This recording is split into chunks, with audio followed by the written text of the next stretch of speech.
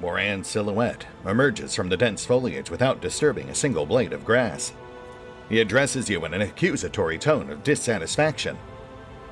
"I sensed your mind, monkey. Why are you skulking by the webway gate? Why have you come to the Lelathan in secret? Do you intend ill for us?" Upon noticing Eklundil, Muaran flinches, then says solemnly, "Brother Eklundil, I praise Asaurion for the fortune of seeing you again. Please, step under my protection without delay." "Brother Muaran, I do not feel threatened. Not anymore." Muaran looks at Yurliet and says with enmity in his voice, "Outcast Yurliet, you have walked a path paved with your own misdoings. Once more Monkey have found their way to our domain, and once more you aid them in doing so. Neither war nor ill intent follow in our wake, Muaran. Your anger is unwarranted."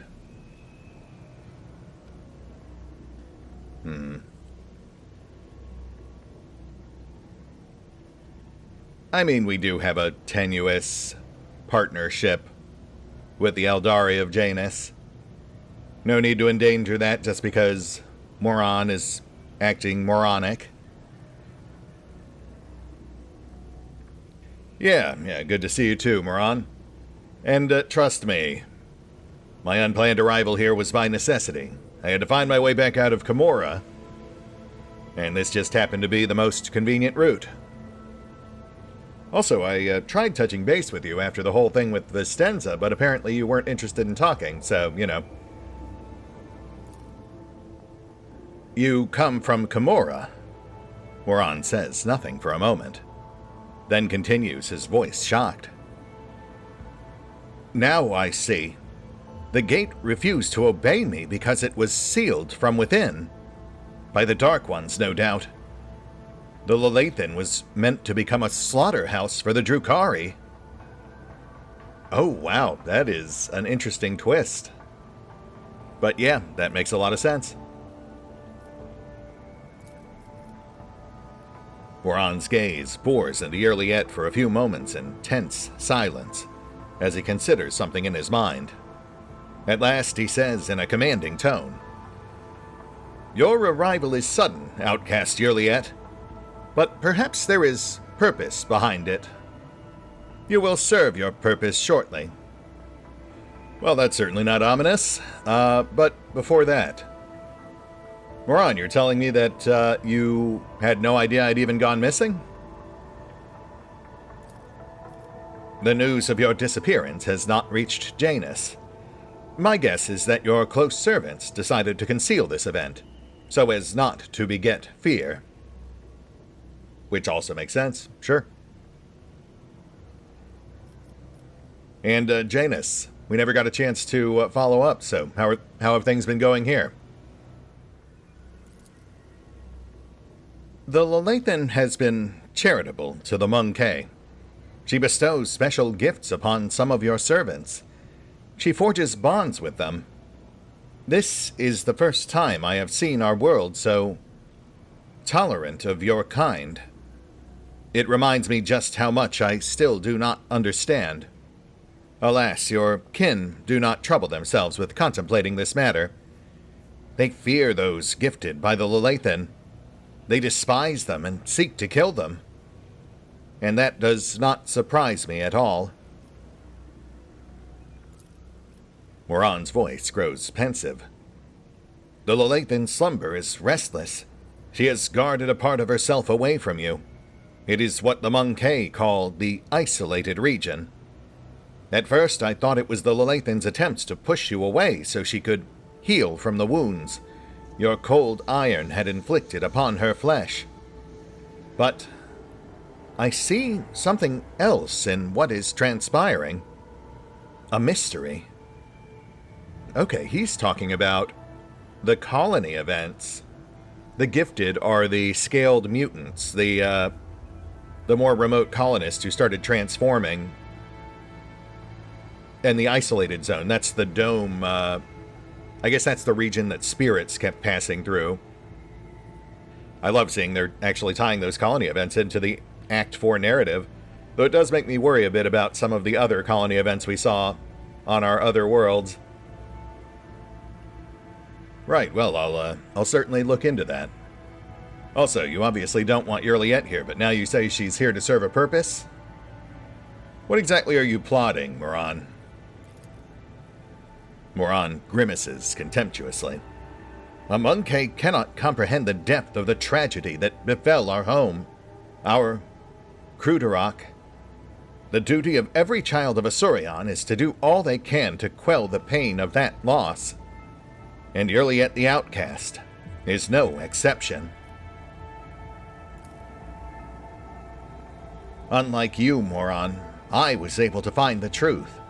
The truth of Crudarach's doom was revealed to me, even though that required me to throw myself into the Dark One's deadly embrace. Juliet frowns and looks defiantly into the Farseer's eyes. Is the fire of our souls not better directed toward worthy deeds than arguing with our kin? Eklundil waves his hands in the air, making several gestures of unknown meaning. Muaran and Juliet fall into cowed silence. I can see that something is troubling your delicate heart, my kinsman, Muaran. Share your feelings with me and the Outcast, then, and I will reveal the truth of Crudarach's fate to you a little later. Ooh, that might be a problem. Though, we'll deal with any complications as they arise. Yes, well, we did not spend our time on the Lelathan in fruitless grief. On the contrary, our lost kin have answered my call, and are now pleading for help. Driven by revenge, they set out to pursue the one responsible for Crudarach's rueful demise, only to end up as captives on a monkey world. Her emerald green gaze turns to you and rests on you a little longer than usual. Dare I hope that you will lend me a shoulder to lean on again, Elentech?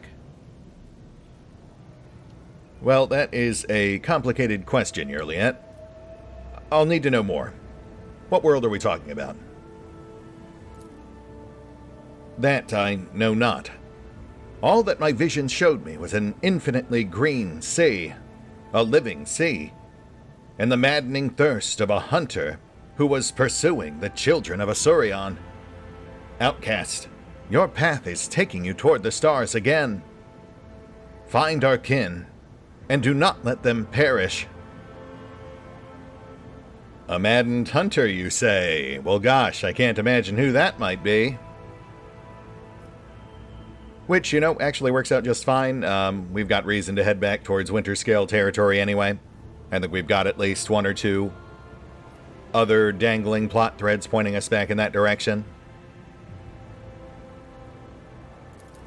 Juliet nods silently and leaves it at that, as if she is less interested in Muaran's words than in your reaction.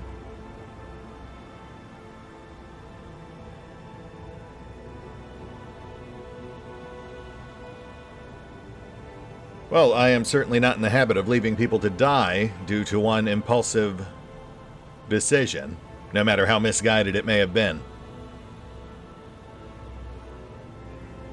I'll look into it. If I can find your people and bring them back, I'll certainly try my best. Provided, of course, they can set aside their own lust for revenge.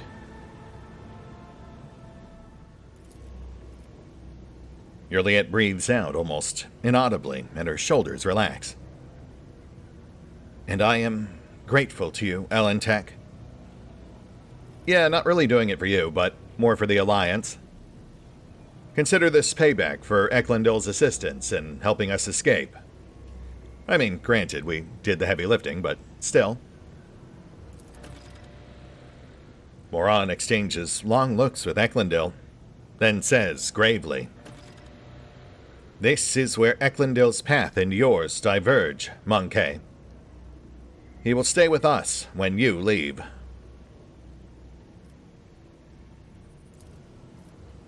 Eklundil nods. I am elated to be once more among those with whom I shared Kruderok's time of bloom, Muaran.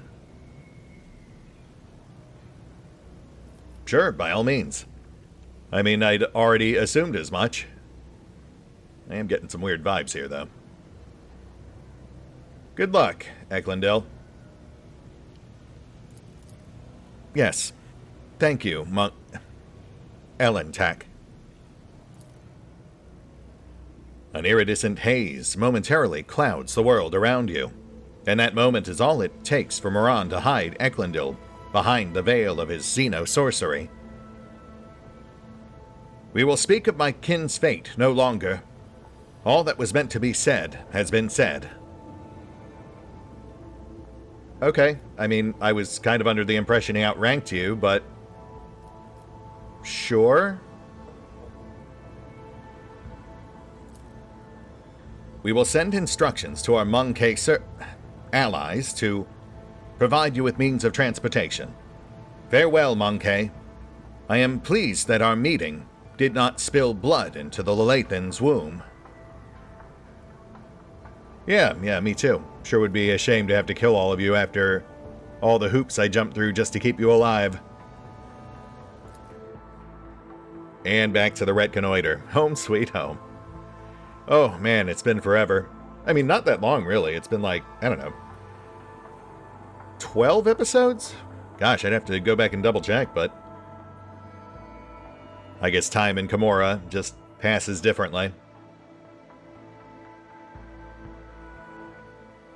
Also, hey, RetconRaider here, and welcome back to Warhammer 40k Rogue Trader. Let's go check in with the crew.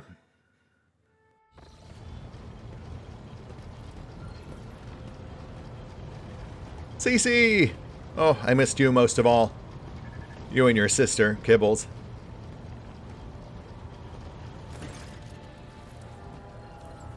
The high-ranking officers beam with genuine happiness. Danrock steps forward and solemnly says, "Welcome to the bridge, Lord Captain. Like the rest of the crew, we are overjoyed by your return, and thank the Emperor for it." The crew stares in awe and terror at the giant towering over the crowd. Some make the sign of the Aquila on their chest. Others collapse to their knees with a prayer to the God Emperor on their lips. The wave of pious shock does not seem to discompose Ulfar in the slightest. He just chuckles into his beard and glances around curiously. Heinrich Van Kalox approaches you. He is not looking his best. It seems he has not slept in quite a while. Lord Captain, allow me to express how glad I am that you have rejoined us, alive and unharmed. Shireen, light of my eyes, I am overjoyed to see you among us once more. Truly the Exalted One is merciful for showing you the way back home. I hope all the Ashmags who left us to languish without our Lord Captain have already become food for the warp demons. Tom and Valen, the flagship without you is like a body without a heart. Its blood froze in its veins. We welcome your return and stand ready to serve. Lord Captain, I'm so glad to see you. I nearly lost it when you up and disappeared on me. I was getting by on stimulants and recaf. I barely slept. Also, I could keep listening to the whispers for any clue on how to find you.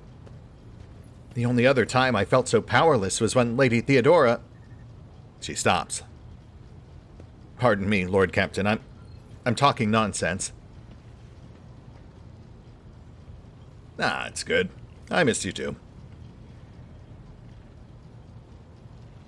But with the pleasantries aside, let's get back to business. And first things first, I've got to ask, how much do all of you know about the exact events that transpired surrounding my disappearance and subsequent reappearance on Janus?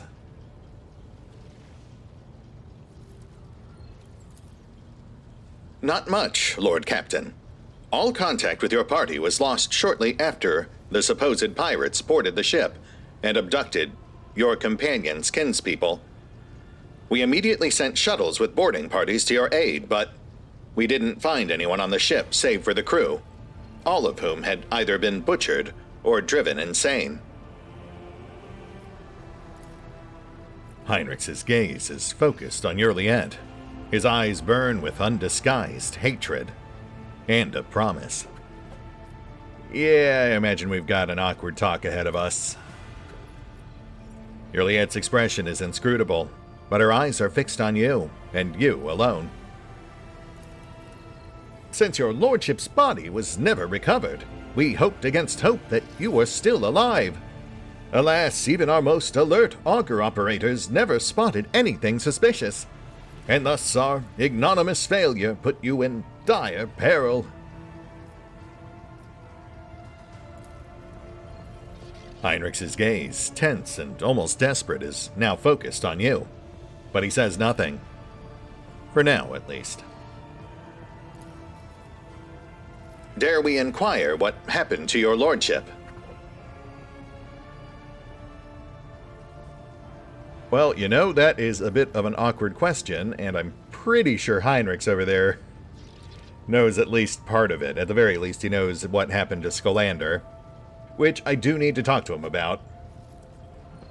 Ooh, but boy, I don't like the idea of lying. I don't like heaping the blame on Yurliet or on the crew. Man, they're not giving me a lot in the way of nuanced responses here. I mean, the lying one's not even really a lie, because it was Marazai's plot to kidnap me. That was not what Yurliet actually wanted to happen. But because they prefaced that statement with lying, I know that if I do that, Heinrichs will no doubt contest it later. Dude's fitting to explode over there. No, I think the best thing to do is just move on.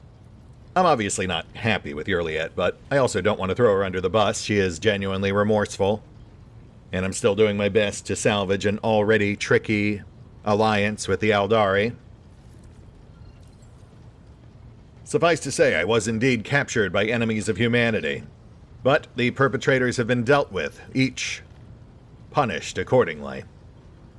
Beyond that, I have no interest in reliving the experience, so we'll leave it at that. I know you all have questions, but beyond that, we are to consider this case closed. As you command, Lord Captain. Glad to hear it.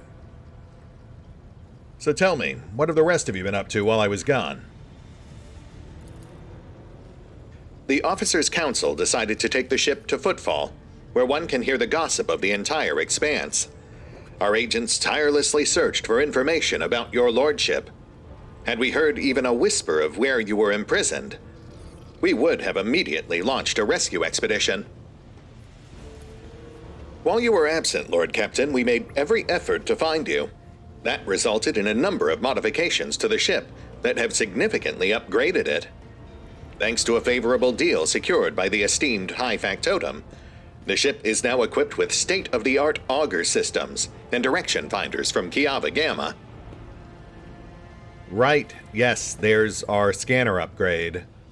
I was told that apparently we weren't actually supposed to have that yet, so certain events, the cryopod caves and the frozen weapon factory, we weren't supposed to be able to access those yet.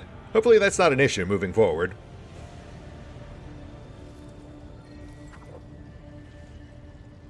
Understood. I'm sure we'll make good use of them. Now then, if that's it, I've had quite a long few weeks. I'm eager to get some rest and then get back to work. These rogues won't trade themselves. Let's get back to it. Danrock throws up his hands. But the crew is overcome with joy and gratitude to the God Emperor. Nonetheless, your will is absolute. The High Factotum smacks his lips awkwardly and adds in a quieter voice. Lord Captain, the Senior officers will report to you shortly. In your absence, we received a number of astropathic messages and dispatches that demand your attention. Right. I'll catch up with you after. What do we got next? Oh, Nomos. Okay, not who I was expecting, but sure. The group of servitors suddenly stirs. Their movements frighteningly identical, even for automatons. They stare at you and say in perfect unison, "Hello. Nomos have come to welcome you back. We sense that a great deed has been done, a vivid imprint on existence. You did something very important. What was it?"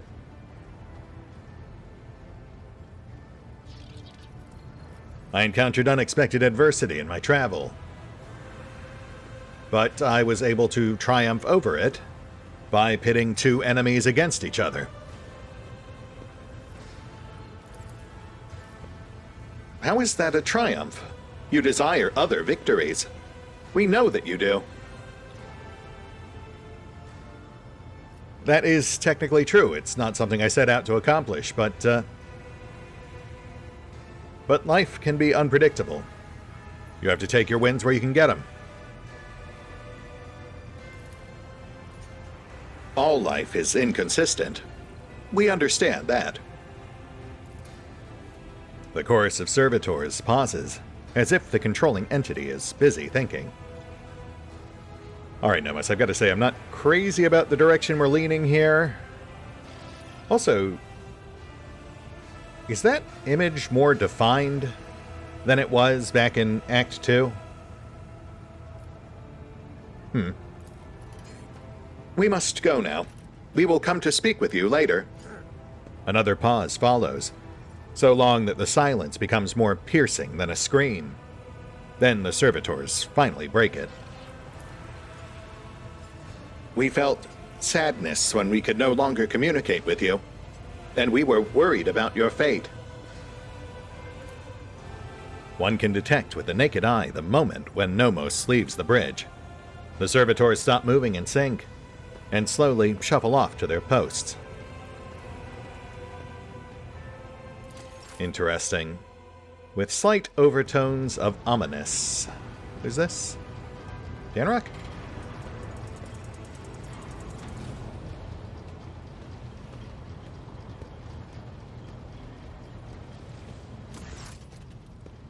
Yes. "Your lordship, I must report highly compromising information about a member of your retinue, namely, Mistress Jai Haydari, who it turns out is nothing of the sort, but a commoner, a fugitive from the law, and a deserter from the Imperial Guard. I have solid evidence to prove it." Okay, right. Yes, I imagine a number of the events that we're about to be hit with are all associated with the various companion quests. In fact, this one I did get spoiled on a little bit ago, not for this part specifically, but that it would have come up had we taken her with us to Kimura. Well, I'm glad to see you've been keeping yourself busy in my absence, Danrock. That's quite an accusation. You said you had proof? I'd certainly love to see it. The factotum bows and holds out a data slate to you. "It is all here, your lordship. Official records from the Administratum, attestations from the Departamento Munitorum, and much more besides." And given your problematically personal interest in this particular matter, I'd wager there's more than just the official records you'd like to bring to my attention. "I may have overlooked some nuances, but I have solid evidence that the person whom we presently know as Jai Haydari served on the 19th Efreet Regiment and was identified as the perpetrator of numerous instances of theft and smuggling, as well as desertion. And this individual is not of noble birth, but of the lowest origin." Careful there, Danrock. Not to put too fine a point on it, but I also was of the lowest origin. So tell me, how exactly did you come across all this? In your lordship's absence, the burden of watching over the dynasty's treasury fell upon my shoulders. I deemed Jai Haydari the likeliest threat to the dynasty's material security. I had my people conduct an investigation, and they uncovered a past connection between Haydari and an individual by the name of Mercy, a highly influential figure in the Kaspalika mission with a dangerous reputation. Fearing that the predatory interests of the Kaspalika would pose a threat to your coffers, I began my own investigation. It was entirely reasonable to suspect collusion of some kind between Haydari and Mercy, and so my suspicions were confirmed. The two were connected. It was from Mercy's associates that I acquired the compromising intelligence on Haydari. An associate, I see. Let me guess, a little birdie told you? Alright, Danrock, I appreciate your due diligence. I'll have words with Miss Haydari.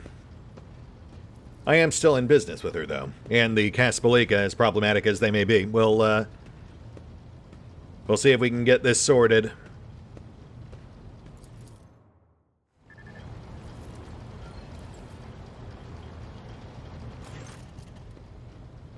Shocked me, did you, you little wannabe quester? Jai's voice and bearing undergo a stark transformation. Biting soldier slang cuts through her typically gentle speech. Don't miss a thing, your servants, Valin. And they're sneaky as, too. They'll climb up a Grox's arse to find out what they want to know. Well, you can't really blame them, can you? It's clear we have to talk about who you really are. Only if this scum slings his hook. Jai nods at the now much paler Danrock. Well, your lordship, ask away. I'll tell it like it is. I'm not going to try to wriggle out of it. With a weary sigh, Jai gives you a hard stare. Also, I'm not sure this is the most private place to discuss this. I mean, I have an office. But if you really want to talk amidst these, like, 6 randos, I guess that's fine too. Let's start with the basics. Who is Jai Haydari? So what do you want to hear, Shireen? A children's tale about a beautiful princess? A ballad about a queen of thieves? How about a new story, Shireen?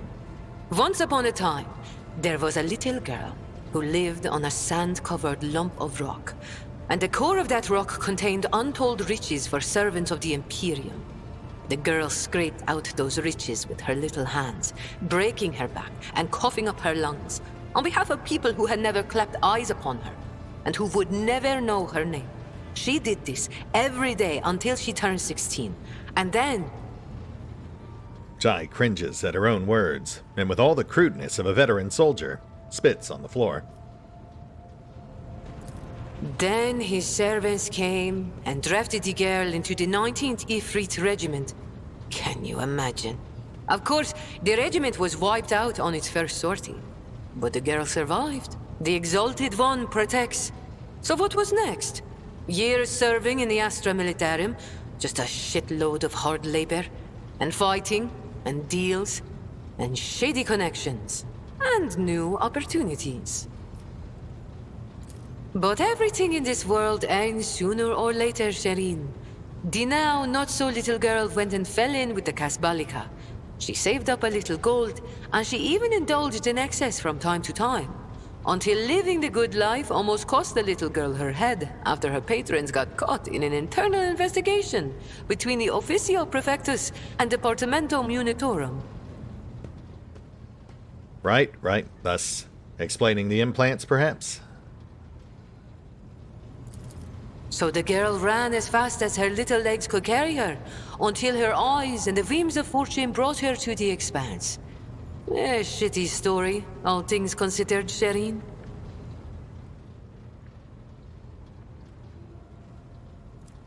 Well, it's nice to finally get the actual factual truth. And not for nothing, but your old story never really stood up under scrutiny regardless. Oh, really, Shayna? And there I thought you were quite ready to believe my time-honed thespian performance. Right. Family? The folks on Footfall are my only family, Shayna. The trickster twins and the rest of the rabble, plain-talking and loyal as dogs. And sometimes as dull as the pommel of a worn-out blade.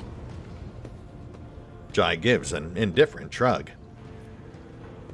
And the Imperial Guard. Nice to meet another former soldier. Corporal Haydari reporting for duty, sir.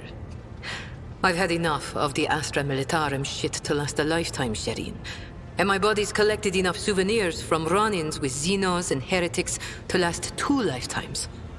Except, when it comes to the Guard, there's no such thing as used to be. That wretched life sank its claws into me good. But that also means I remember what it's like to be a small, shaking, insignificant pawn. And that's why I appreciate what I have now all the more. Jai salutes you, but the silly play acting only sours her mood. And the Kasbelika? What? You think it's difficult? Once me and my fellow guardsmen snuck into the upper city in search of a good watering hole, where the high and mighty of that world congregated. Another time, our regiment was sent to defend the tallest spires on a hive world. And I had an epiphany.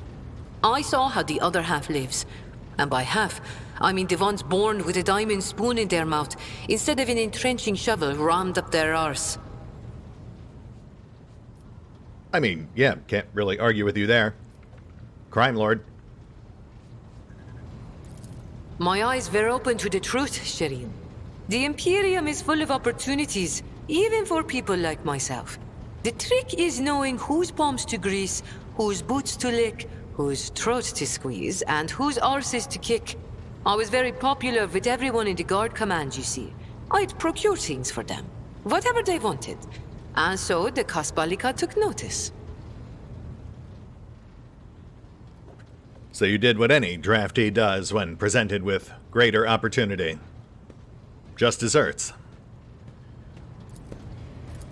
You know, Shayna, I could still be bouncing around from one world to another, holed up on tired old ships with only venal grunts for company, if I hadn't decided I wanted more for my life. I accepted a shipment from the Kasbelika of certain chemicals. You know, for carnal pleasures and the like. Some bigwig was throwing a party to celebrate his 5th decade in the service. And that's when I caught the attention of the newly arrived commissar.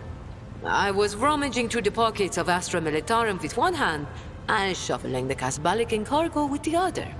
You can imagine what would have happened to my head had the commissar not started with my higher-ranked patrons. Jai draws a thumb across her metallic throat and chuckles bitterly. Right, so I guess that does indeed explain the neck. And the hand? I assume that's the one they caught rummaging around in their pocket? It was orcs. Not everything I say is a lie, Shayna. Jai makes a frustrated gesture. Okay, fair enough. That was the encounter that got her mentor killed, I think. I see. Whoop the fu- Never mind. I've got to say, Jai, if this was who you were from day one, I would have actually liked you a whole lot better. So Mercy, that's your Kasbelikan contact, correct? They sent you a gift during your celebration. We knew each other once. He helped me make the move to the Expanse and establish my first connections. But that's an old story I prefer not to poke at if I can help it. Things are good in my life now, and I don't need mercy. Oof, phrasing. Careful. You are almost literally asking for it there, Jai. So now that this is all out in the open, are we done with the whole princess stick?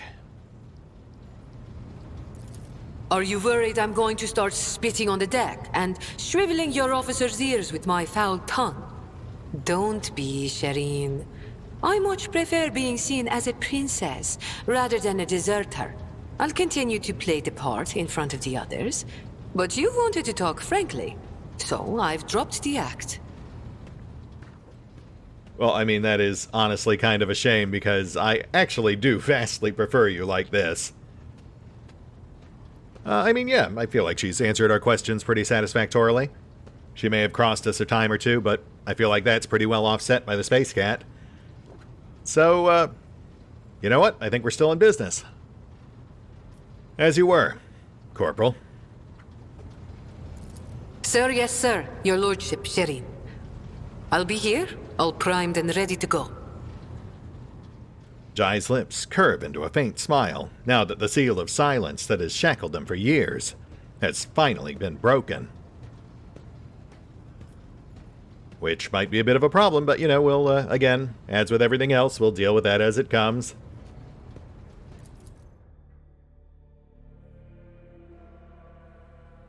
Danrock adjusts his jacket before addressing you. Now then, Lord Captain, shall we get to business? We have a number of items to go over. First and foremost, I have news about your subjects.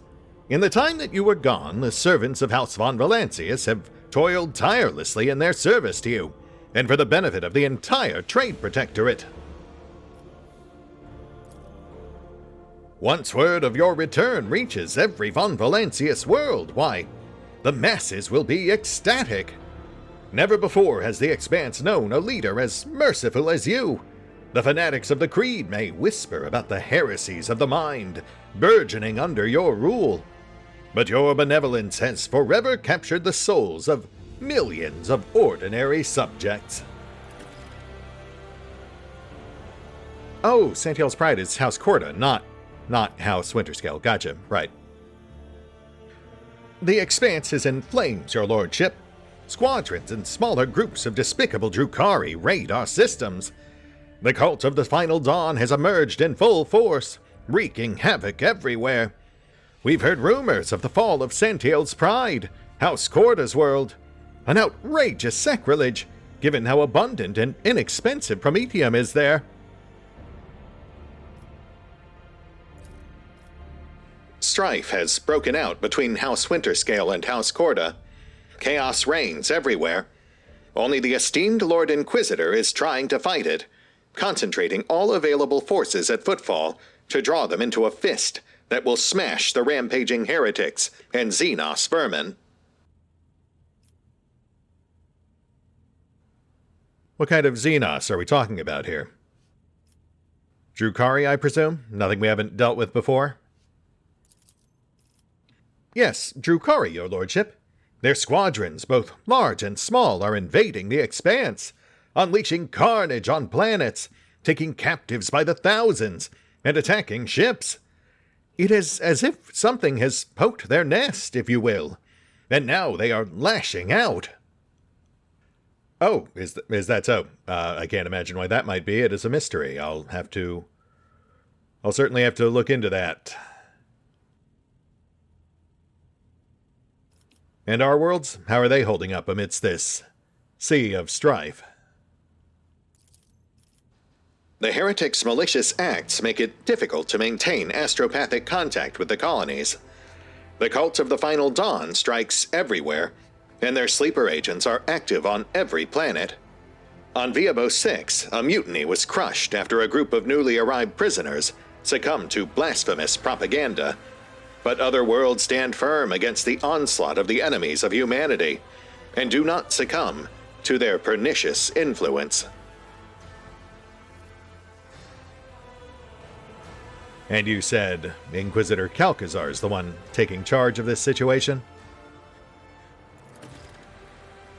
Exactly. The esteemed Lord Inquisitor Kalkazar has declared himself Warden of the Coronis Expanse, and issued orders to requisition troops. He has made Footfall his base of operations, as it was the most logistically convenient point. From there, his fleet strikes throughout the expanse, destroying the forces of the Cult of the Final Dawn and the abominable Drukhari. He may be all that currently stands in the way of the expanse, being reduced to ashes. No, I'm pretty sure that's me, but I'm sure he's got his own stuff going on too. When heretics laid siege to Euphrates II, the hallowed forge of the Cognizant's fleet, the Lord Inquisitor sent an enormous force. Now they and the Explorator squadrons recalled from the front lines stand together against the heretics in the battle for the sacred planet. And where exactly are my fellow rogue traitors amidst all this? Corda and Winterscale. Surely he must have called upon them as well. Yes, when the esteemed Lord Inquisitor called upon the rogue traitors to join his forces, Her Ladyship Incendia Corda heeded the summons, while his lordship, Caligos Winterscale, ignored it. Rumor has it that his refusal was defiant in manner, and served as a pretext for Lady Corda to declare war on House Winterscale. Winterscale's ships are being hunted, and his worlds occupied under the pretense of compelling them to submit to the Imperial Creed. Surprisingly, for all his love of fighting, Winterscale is in no hurry to defend his domain. According to intercepted astropathic messages, he and his retinue are currently on Trimmier, hunting down a Xenos fleet. Eldari, by all appearances. Okay, we've got our lost Eldari, as well as a potential location for Winterscale. Interesting. Understood. Anything else you feel I should know? The factotum lowers his head in thought. There have been other minor developments. If you so wish, I will gladly bring you up to speed on the bridge. I would not want them to take any time away from this occasion. Understood. I'll find you there once I've finished tending more immediate business. Also, Abby, I see you hanging out over there. What's up, bud? You doing okay? You have not said word one since we got back. Oh, here we go. Lord Captain. Abelard bows his head. Allow me to make a request. A personal one. While you were away, the choir master received an astropathic message from Targonis. It concerns my family. The Rersurians have been accused of treason against House von Valancius. That's absurd. Tell me exactly what happened. I cannot comprehend it. The Seneschal shakes his head helplessly. The Rersurians have served the Rogue Traders dynasty loyally for generations. This is hard to admit, but the news has come as a crushing blow. The accusations were leveled by, or on behalf of, the Drive Stems, the governing house. Under normal circumstances, the investigation would not have required your involvement, and my entire family would have been... But, being of noble stock, the Rersurians are entitled under ancient customs to petition for a rogue trader's personal protection, once in a generation. Your personal protection, Lord Captain. Abelard raises his gaze to you. Do not deny us that honor. I implore you. Come on, Abby. Who do you think you're talking to? Of course I've got your back. That aside, I've been pretty sure for a while now that Drive Stem's up to no good, but, just in case, I do have to ask. If I get involved, and it does turn out that someone in your family stepped out of line, then the traitors will accept their due punishment. I have never relied on my position as an immunity guarantee, and I will not even try to sway your decision, as long as it is fair and balanced. Okay. Then tell the choirmaster to send a message at once. I shall be taking personal charge of the investigation. Abelard breathes a sigh of relief and seems to grow an inch or two taller. It will be done, Lord Captain. I do hope this works out for him. Poor guy's definitely had it pretty rough as of late. But, you know, given the nature of the game, I could definitely see it going in one of two directions. Either your classic frame-up to remove another rival from power, which they've definitely been hinting at, both with Drivestem and with, I want to say, Sourback? That's the guy who was trying to give us the cold shoulder. We walked up on him trying to conspire with Goprok in one of the other noble houses, and flirted with his wife. So yeah, I'd say they've definitely set Goprok and Drivestem both up to look pretty suspicious. Especially Drivestem, given his open disdain for the non-noble origins of House Rosurian. But, you know, given the nature of the setting, I could also see it easily going another way, with a member of House Rosurian actually making a very poor judgment call.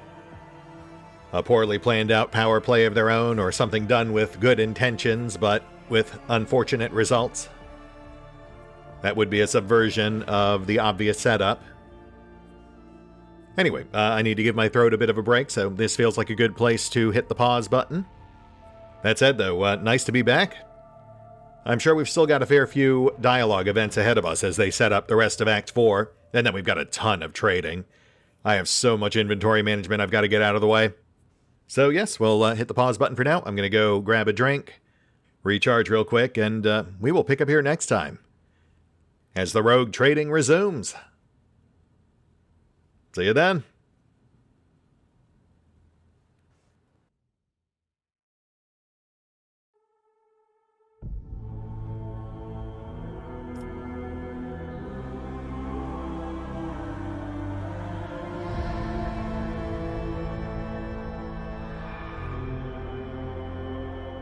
Oh, and special thanks to the Raiders, the fine folks who help make these videos possible, including but not limited to Eerie V23, Revenant, Alois, Dragon Matrix 7, Drakiith, EgonAlter, Exsellsior, Gottlieb, James Trimmier, Kazorm, Lady Shayna, Mark Giemza, Nathan Welch Jr., OverlordPherom, RandomPassrby, RobbyB, Tomasz Piątkowski, Triphoppenskip, and Valinrook.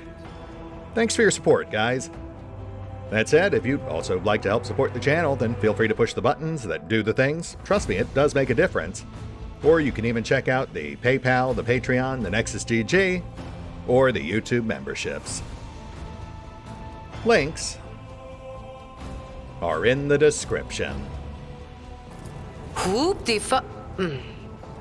Never mind.